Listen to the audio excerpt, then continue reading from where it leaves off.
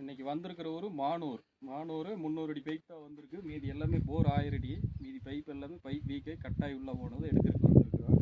அதுக்கு மேலே வந்துட்டு இருக்கு பைப்பு.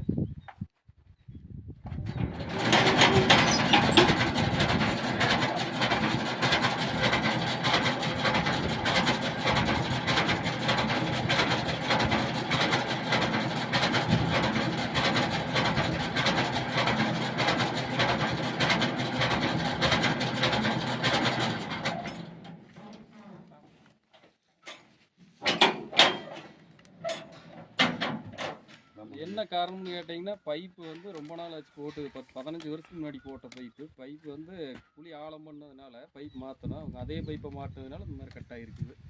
குழியெல்லாம் ஆழமாக போகும்போது பார்த்தீங்கன்னா பைப்புகளை மாற்றிட்டிங்கன்னா இந்த மாதிரி கம்ப்ளைண்ட் எல்லாம் ஒன்றும் வராது.